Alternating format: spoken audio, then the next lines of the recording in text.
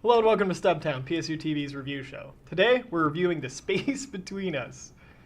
Ugh.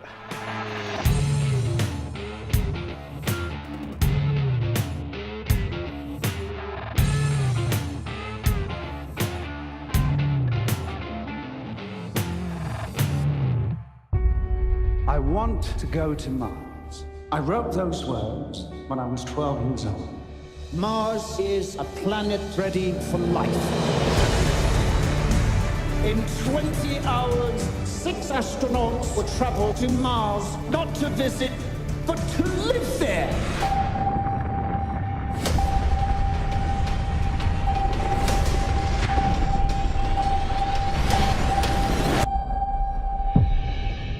Okay, The Space Between Us.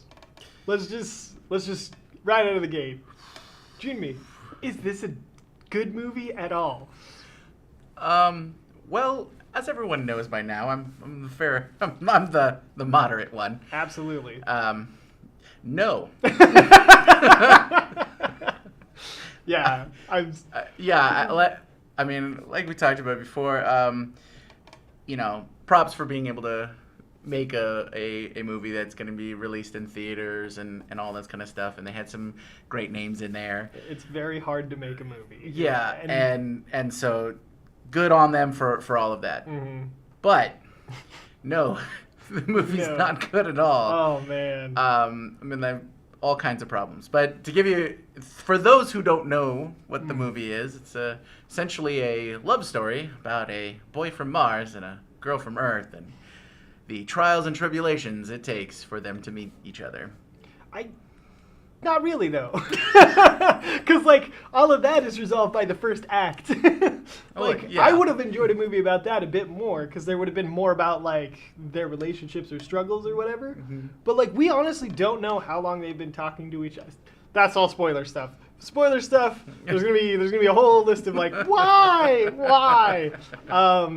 But as far as the characters go, it's very weird. They're very inconsistent, very sort of confusingly all over the place. As far I feel like, especially Asa Butterfield, sort of resets each scene for whatever that scene needs him to be.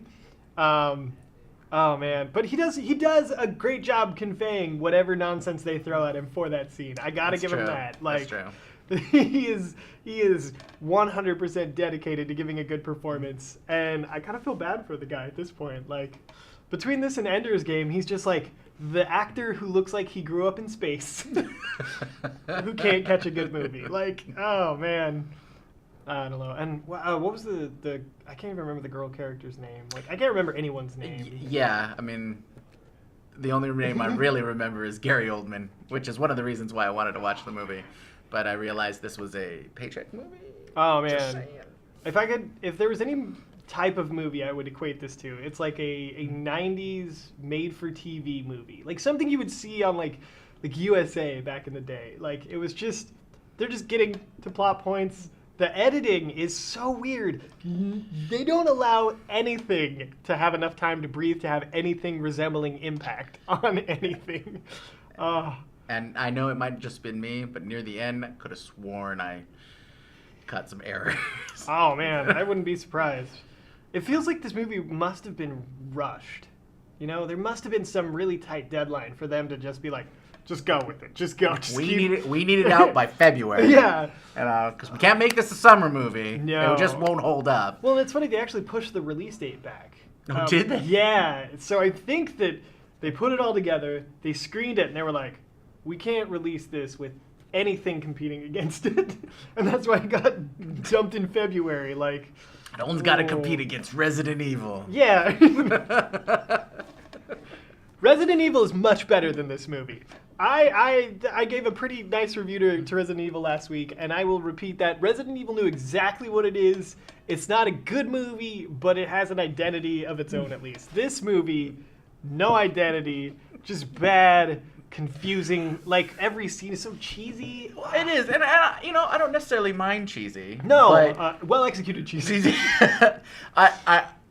When people have asked me, it's like, what is the best part of this movie? I like to tell them, well, the first 20 minutes made me think that this might actually be a space movie.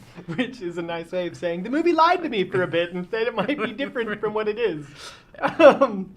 All right, we should move on to spoilers. Yeah, we gotta move on to spoilers. Go ahead and give your recommend, not recommend. No. Do not spend any money on this movie.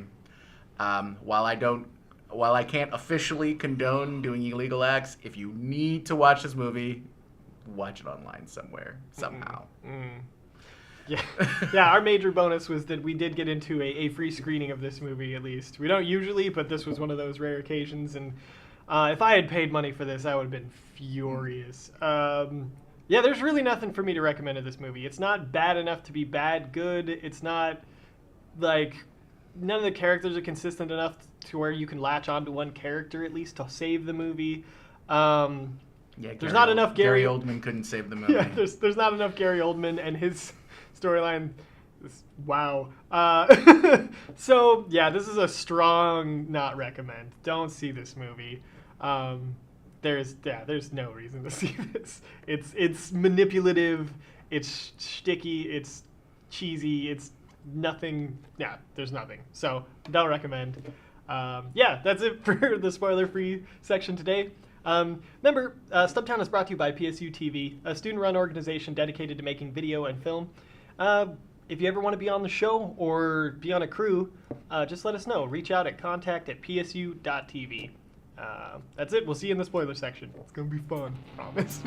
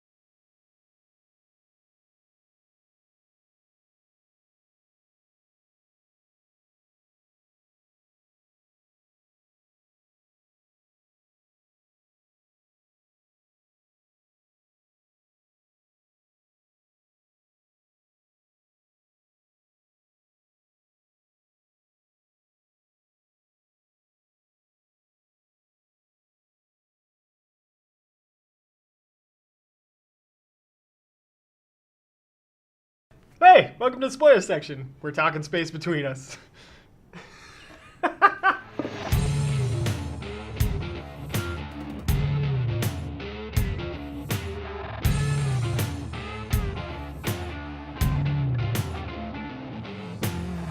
All right. Spoilers for Space with the... I think we should start this off with, I think, both of our favorite moment in the whole movie. Okay. And, so there's a little bit of setup to where the girl in the movie, her dad's a crop duster pilot, and she knows how to fly a biplane. So of course they use it in one scene to get away, and they're just running out of fuel. Something happens. It's really unclear as to why, but they need to make like a crash landing. So they're in the middle of the desert. They like land on a freeway and then turn in. There's a barn, right? And they're like, of course they're gonna hit the barn. And like they both jump out of the plane, which is really easy to do apparently. It's a biplane. It's a biplane, and it crashes into the barn, and it waits just like 2 beats, and you're like, okay, and then boom, like the goofiest like stock explosion you've ever seen. It was glorious. It was something out of like the cheesiest schlock you've. Oh. The best thing I can think of is there was some famous barnstorming footage way back in the day, and there is one where a biplane crashes into a barn, but it doesn't explode with fire. There's just a bunch of dust that comes out. But maybe it was an homage to that. I think it was an homage to that Simpsons episode where their car crashes and slides out on the ice, and then it smashes through the ice, and then it explodes. like it felt like it was like a James Bond movie where the car goes off the cliff and explodes, and then it lands. At this point in the movie, there's. You're pretty much just analyzing for like, there's something else that's wrong, and oh my god, I can't connect with these characters, and oh my god, what are they doing? Why is that there? And all of this kind of things, and at that point, just reached a point when the explosion happened, I just couldn't hold it in. It was like the tipping point. It was the tipping point. It was the catalyst. I just burst out laughing so hard that I think I pulled something. My chest felt pain because I was laughing so hard at this thing. Because of its stroke. Yes, because of this ridiculousness. But yeah, I will have to agree. This probably hands down my favorite part of the film. It just sums up the movie so perfectly, because every other dialogue interaction or any interaction in the whole movie, it feels like the dialogue version of that moment. That goofy like on the nose. Horrible, oh no, they're not gonna really go that direct. I guess that's where we're headed. And the science in this movie is just non-existent. It's just terrible. Yeah, see, I would like to know if they had some sort of agreement or sponsorship by NASA. I would think so. They used the logo. They used the logo a lot. I mean, it was obviously the NASA program, a special program attached to it, and all that kind of stuff. Sure. But there was some realistic depictions of, hey, if you want to go to Mars right now and hold up a little colony, this is what it's going to kind of look like if you do it right now. And then they go and create technology out of thin air to explain things. Oh, man. So... Oh, man. He has an internet connection, and they have fluid communications with Earth from Mars, instantaneous, no delay at all. No lag, anything like that. So he's having a chat with the girl on Earth. On her laptop. Yeah. The laptops of the future are just clear pieces of plastic that have things projected onto them, and you can see whatever someone's looking at on the backside of their screen. And I don't want to live in that future. I don't want to know. I don't want to know what somebody's. Laptops are fine. Right. It's good. It's good. Yeah. No. Oh God. And because they've established that, why doesn't he have access to the font of information that the internet is? Well, it's weird because he has the German. Oh God, the German astronauts bring him a German expressionist film, and he loves it. He's very into it, and apparently he lives with a bunch of scientists who are just really not worried about his education at all. So when he comes to Earth, he's surprised by what a dog is and what a horse is. Even though he's watching movies. You can't tell me that he never saw a movie with a horse. Nobody ever was like, hey, we should bring that kid in space, a movie about high school. They brought him a German... when he's 3, have a picture book that goes... or one of that speak and says moo. Yeah, exactly. The horse says neigh. Come on. It was funny because when I saw that in the trailer, I was like, why doesn't he know what a horse is? And somebody was like, oh, it's because on Mars they didn't tell him about Earth at all. And I was like, oh, that makes sense. That'll be some dramatic tension. He finds out about Earth, and that's why he's so angry. That makes sense. No, he knows about Earth. Yeah, he knows everything about Earth. Yeah, scientists teach him everything. Oh yeah, he's super smart. Mm-hmm. Yeah. Oh, he's got a snarky robot friend. Yeah. Which feels very 90s. That was super a thing, to have a goofy robot companion. Yeah. But they don't do anything with the companion really. He's there and then he's gone. Maybe he's the best part of this movie. He might be the best. He might be the yeah. If there was 100% more of that robot in the movie. No, it couldn't hurt. I mean, there's not a lot of things you can do that would hurt. Yeah. Oh, man. And I feel so bad for the main actress, because she's clearly, in her mid-20s, maybe late 20s. Got to play a 16-year-old. Yeah, and Asa Butterfield's 19, playing 16. That works, because he's got those big doe eyes, but, the two of them, when they kiss, it's a little uncomfortable. It's a little ooh, that didn't look appropriate. Hey, man. It's all legal. It's all legal. Yeah, but yeah.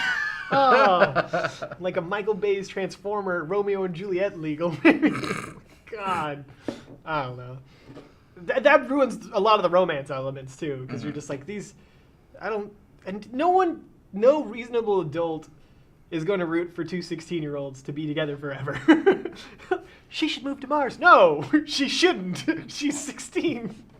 Well, they do at least make her have to go through the astronaut training program, as opposed to like whitewashing it and go, yeah, you go with him too, so you can be happy together. And I couldn't figure out the one actress. So on Mars, like his mother dies giving birth to him on Mars, right? Yeah. And there's one scientist who specifically is like sort of his mother figure, and she lives there for the majority of his life growing up.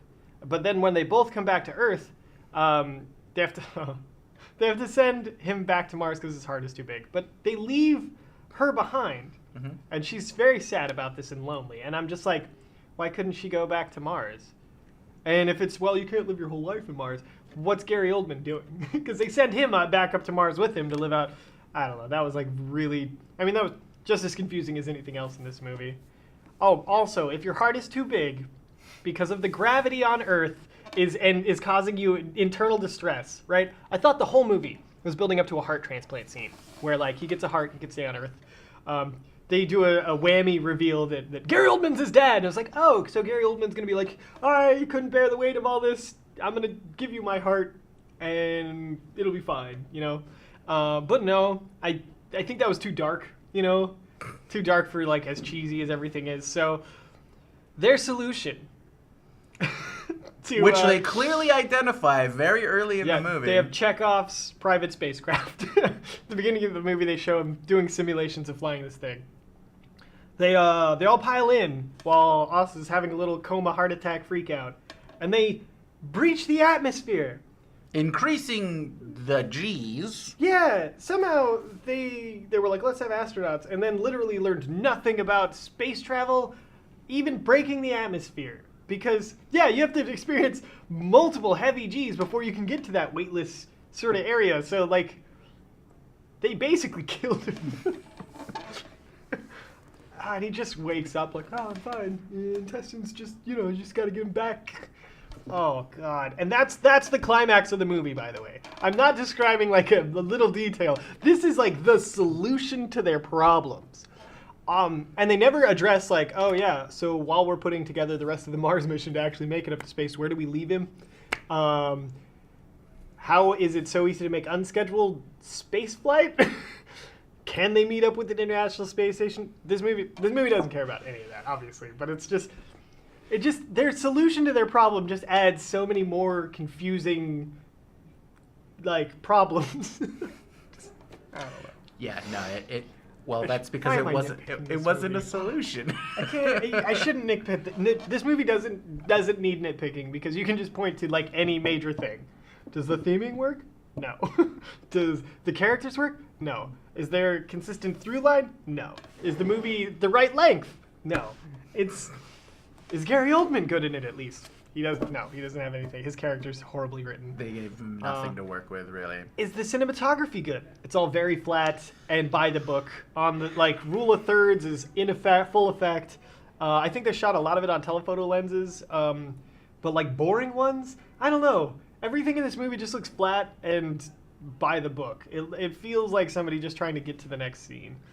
The editing is done to have the fastest possible movie you could. Yeah. But it also undercuts the idea of any scene having tension or a moment at all. Anything that would be a moment is passed by so quickly that it can't be a moment. Yeah, flow is completely ignored. Oh, man.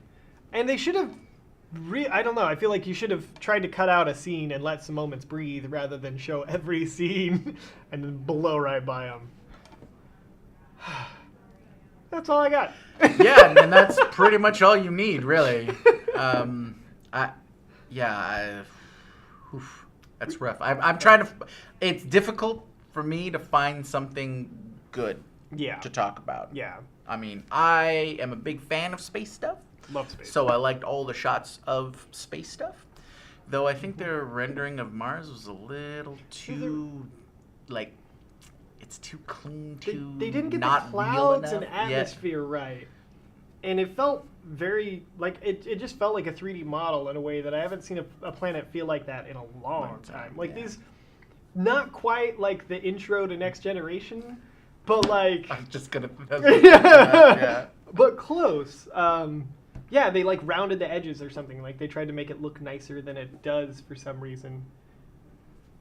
Who knows? I don't know. I wish this movie had like a color palette or something I could talk about, or like a consistent anything. I got nothing. I got nothing from this movie.